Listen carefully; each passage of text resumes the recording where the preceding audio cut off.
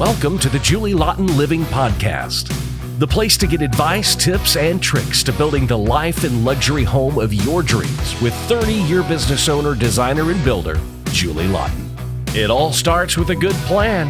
This is Julie Laughton Living.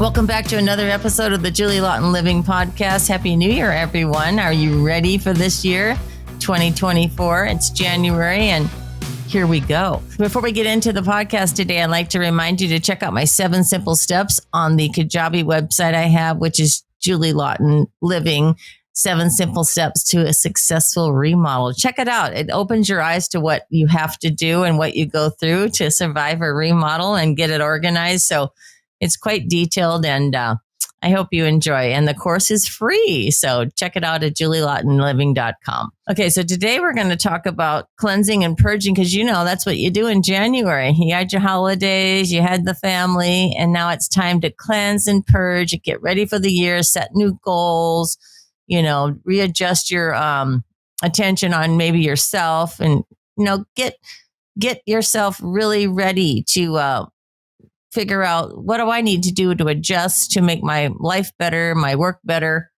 my house better? It all goes hand in hand. So the first steps you want to take to purge your home of the things you don't need or want, or you think you needed but you never used, is you go through every room and every closet and say, God, did I wear this last year? Have I not used this for a year?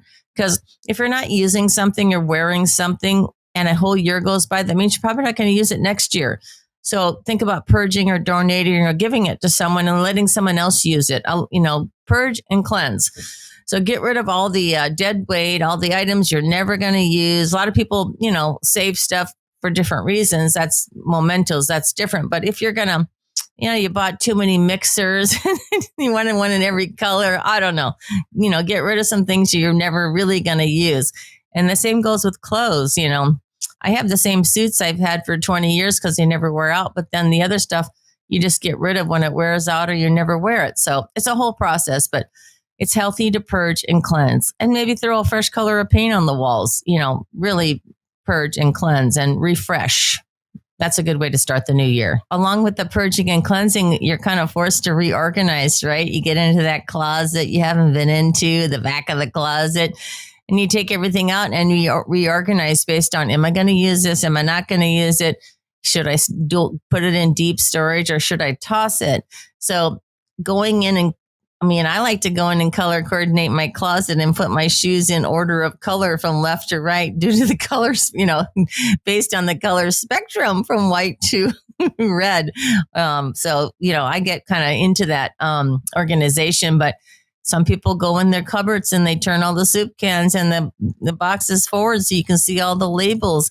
And then again, the whole point is to go through everything so you know what you have and throw out the outdated items, the expired items. A lot of people have stuff in their pantry that's probably 10 years old, stuff you think you're going to use on the holidays and you forget, or you don't use it. And it's like, ancient in there. So cleanse and purge every square inch of your house. And that gives you an opportunity to clean and dust too, because that spring cleaning that's coming up, you got to purge before you can do it. So that's January. So as you all have probably experienced, you've just been through the holidays, whether maybe you traveled and you didn't entertain, but if you had family over and you entertained, there's all these things that come up with, oh, geez, I wish I had that, or, oh, geez, that doesn't function, or, oh my God, my kitchen's crowded. There's no traffic path. So the point is, when you entertain and you bring friends and family over, you see what does and doesn't work with the space planning and the functions and what's missing. So the cool part is to make notes during the holidays, so that when you're done with the holidays and you have January free and clear, you can go in and address these issues and start making plans like, do I need to replace this cabinet? Do I need different cabinets? The floor is slippery. Everything you can think of, people tripped on something because maybe the floors are old, everything that comes up, it needs to be addressed. So it's always nice to make a little list, a little cheat sheet while it's happening. And then you have a fresh start in January to say, let's address all this, and then make an action plan. Who am I going to call? who would do this best for me. And, but it starts with knowing what's wrong. So sort of like therapy. What's wrong? And then you go through every part of your house and make a list, and then you hire the right people to fix it. So one of the first steps when you say, oh my God, I got all this stuff to do and there's all this stuff that doesn't work, is the first step is make your list. What do I need to do? So have a complete list that is all of your, complaints, your wants and needs.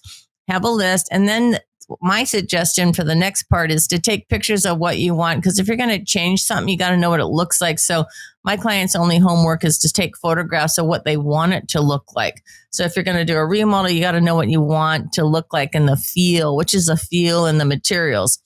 And then you got to decide who to hire. So then that goes into, who do I hire? And then you got to interview people, because you can't just hire someone. You got to meet them and talk to them and do your homework and make sure they are who they say they are. And you get along with them. So that's a whole process. Write down what you want, take pictures of what you want, interview people that are going to help you.